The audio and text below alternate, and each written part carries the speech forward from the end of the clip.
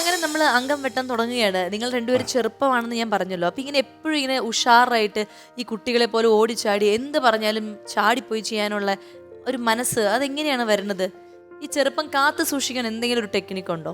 ഞാൻ അവിവാഹിതനാണ്, കല്യാണം കഴിഞ്ഞിട്ട്. ആ, അതുകൊണ്ടായിരിക്കും എനിക്ക് ഈ ഉത്തരവാദിത്തങ്ങളും അല്ലെങ്കിൽ മറ്റുള്ള കാര്യങ്ങളും ടെൻഷനില്ല. ടെൻഷനില്ല. കുട്ടികൾ പഠിച്ചോ തോറ്റോ ഒന്നും ഒന്നും ആവശ്യമില്ല. അതൊന്നും നമുക്ക് ഭാര്യ വിളിച്ചിട്ട് ചേട്ടൻ എവിടെയാ വേഗം വാ, അങ്ങനെ അങ്ങനെയുള്ള ഒന്നുമില്ല. ശല്യമൊന്നുമില്ല. അപ്പം അതുകൊണ്ട് ആയിരിക്കും ചിലപ്പോൾ അങ്ങനെ ഫ്രീ ബേർഡ് ആയിട്ട് ഇങ്ങനെ നടക്കുന്നത്. സൂപ്പർ. ചേച്ചിയോ, അമ്മ എങ്ങനെയാണ്? എനിക്കിങ്ങനെ ദിവസവും ഷൂട്ടൊക്കെ ഉണ്ടെങ്കിൽ എനിക്ക് ചെറുപ്പം തന്നെ എന്നും ഞാൻ വീട്ടിൽ 2 ദിവസം നിൽക്കുന്നെങ്കിൽ ഒരു കട്ടിൽ കൊണ്ട് ഞാനും ഉണ്ട്. അപ്പോഴാ സൂക്കേട്. പിന്നെ നല്ല നല്ല ഫുഡൊക്കെ കഴിക്കണം, നല്ല അതൊക്കെ കഴിക്കണം. എനിക്ക് നാളെ കഴിക്കാനൊക്കത്തില്ല, ഇങ്ങനെയൊക്കെ ഉള്ള ചിന്തയുണ്ട് എനിക്ക്. അമ്മയ്ക്ക് ശരിക്കും അപ്പൊ ഏറ്റവും ഇഷ്ടമുള്ള ഭക്ഷണം ഏതാ? എനിക്ക് ഇങ്ങനെ ചോറും ചേനിയും പുളിശ്ശേരി മീൻകറി ഒക്കെ ഇഷ്ടമാണ്. എനിക്കല്ല പ്രത്യേകിച്ച് അങ്ങനെയുള്ള ഇപ്പോഴത്തെ ഫുഡൊന്നും ഇഷ്ടമല്ല. പിസ്സ, ബർഗർ ഞാൻ ഒന്നും കഴിച്ചിട്ടില്ല.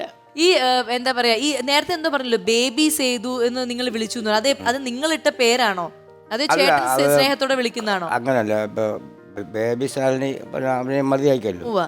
പിന്നെ അതിനുശേഷം ബേബി ശാലിനിക്ക് ശേഷം പിന്നെ ആരെന്നൊരു ചോദ്യം ഉണ്ടായിരുന്നു. അതിന് നമ്മൾ കണ്ടുപിടിച്ച ഉത്തരമാണ് ബേബി സേതു ലക്ഷ്മി. അത് പക്ഷെ കറക്റ്റ് ആണ്, നമ്മൾ ഉത്തരം തെറ്റിയിട്ടില്ല. അതാണ് അതിന്റെ ഒരു സംഭവം. ഈ ബേബി സേതു പോലെ ബേബി സുരേഷിന് എന്ത് ചെറുതായിട്ട് വിളിക്കാൻ പറ്റും? മാസ്റ്റർ സുരേഷ്. മാസ്റ്റർ സുരേഷ് അങ്ങനെ വിളിക്കാലോ. അങ്ങനെയാണ് എല്ലാവരും വിളിക്കാറ്. ഓക്കെ, അപ്പൊ രണ്ടുപേരും എന്തായാലും ബേബി മാസ്റ്റർ ഒക്കെ ആയിട്ട് ഇവിടെ ഇങ്ങനെ അടിച്ചു പൊളിച്ചോണ്ടിരിക്കുകയാണ്. ഈ എവറി ഷൈൻ അദ്ദേഹം സുരേഷ് ചേട്ടനെ കണ്ടുപിടിച്ച ഒരു കഥ നമ്മൾ പല ഇന്റർവ്യൂസിലും കേട്ടു. പക്ഷെ അദ്ദേഹം അങ്ങനെ ഒരു ക്യാരക്ടറിന് വേണ്ടിയിട്ട് വിളിച്ചു, അത് പോയി ചെയ്തു. അപ്പോഴൊക്കെ മനസ്സിൽ ഇങ്ങനെ വിചാരിച്ചിരുന്നു, ഞാൻ എപ്പോഴും ആഗ്രഹിച്ചിരുന്ന കാര്യമാണല്ലോ സംഭവിക്കുന്നത്. അങ്ങനെയൊക്കെ എപ്പോഴെങ്കിലും തോന്നിയിരുന്നോ? ഞാൻ സിനിമയിൽ വരണമെന്നുള്ള ആഗ്രഹം ഉണ്ടായിരുന്നു. പക്ഷെ അത് ഒരിക്കലും ഒരു നടനായിട്ടല്ല. അല്ല, നടനായിട്ടല്ല. പിന്നെ ജന്മനാ ഞാൻ ഒരു പാട്ടുകാരനുമല്ല, അല്ലെങ്കിൽ പാട്ടുകാരനല്ല. ഇത് നടനും പാട്ടുകാരനൊക്കെ അയച്ചത് സാറാണ്, പ്രൊഡ്യൂസർ സാറാണ്. നമ്മുടെ ആഗ്രഹം എന്ന് വെച്ചാൽ നല്ലൊരു അസിസ്റ്റന്റ് അല്ലെങ്കിൽ ഒരു അസോസിയേറ്റ് ഡയറക്ടറായി സിനിമ ചെയ്യാൻ.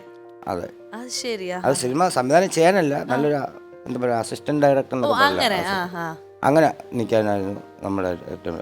സിനിമ ലൊക്കേഷനിൽ ഉണ്ടാവണം, സജീവമായിട്ട് ഉണ്ടാവണം. അത് നമ്മൾ സിനിമയിൽ അഭിനയിക്കാൻ പോയി കഴിഞ്ഞാൽ ഒരു ഇപ്പം ഞാൻ സിനിമയിൽ അഭിനയിക്കുമ്പോൾ 22 ദിവസം ഉണ്ടായിരുന്നു. അത് കഴിഞ്ഞാൽ നമ്മൾ ആ ലൊക്കേഷൻ വിട്ട് പോവല്ലേ. സംവിധാന ഡയറക്ടറിന്റെ സൈഡാണെങ്കിൽ തുടങ്ങി തീർന്നവരെ നമുക്ക് ലൊക്കേഷൻ തന്നെ കാണാം. സിനിമയിൽ കൂടെ ഉണ്ടാവും.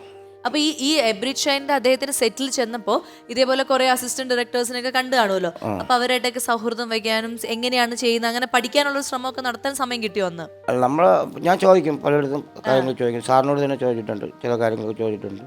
പിന്നെ സാർ അറിയാം. എപ്പോഴെങ്കിലും അങ്ങനെ പോയിട്ടുണ്ടോ? അതായത് അസിസ്റ്റന്റ് ഡയറക്ടർ ആവാനായിട്ട് എപ്പോഴെങ്കിലും ആരെങ്കിലും കൂടെ വർക്ക് ചെയ്തിട്ടുണ്ടോ? അത് എന്നെ നിർത്താന്ന് പറഞ്ഞിട്ടുണ്ടായിരുന്നു IV ശശി സാറ്.